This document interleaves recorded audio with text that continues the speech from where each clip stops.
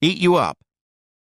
Before my mom died, she rolled her head towards me, gathered all the energy she had left, and bit me as hard as she could. Where the Wild Things Are. That was our book. I was Max, disruptive, wild, strong-willed. So was Mom. A household of Maxes and no wild things around to scare us straight. We danced and sang and broke things and ate ice cream for breakfast on good days. A week into my arrival at elementary school for kindergarten, Mom shipped herself off to elementary school too, as a hallway monitor.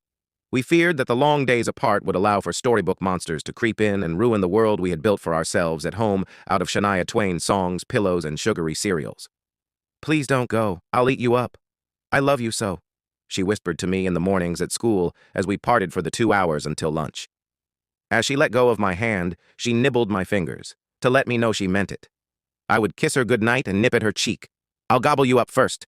You better watch out," I threatened. Maurice Sendak once said that he drew a picture for a little boy who loved it so much, he swallowed it.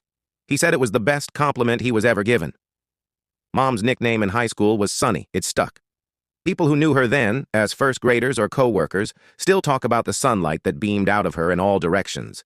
You were one of the lucky ones to be cast in her light. I spent my days seeking out her sunshine in hallways and around lunchroom tables. She would write messages in pen for me on the skin of my bananas in my packed lunch. "I'll eat you up, I love you so," carved in Browning's sweet letters. I was daydreaming when I was called down to the office for early dismissal. I ran there, excited about what Mom had up her sleeve. I rounded the hallway corner and she stood there, cold, dark. My sun had collapsed in on itself. The warmth of her rays were gone, but the color remained. "I'm yellow, can't you see I'm yellow?"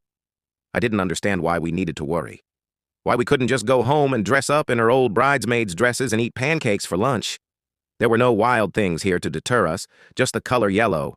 Her sunlight was no match for the tumor. It ate her up before I had the chance. "Please don't go. I'll eat you up. I love you so."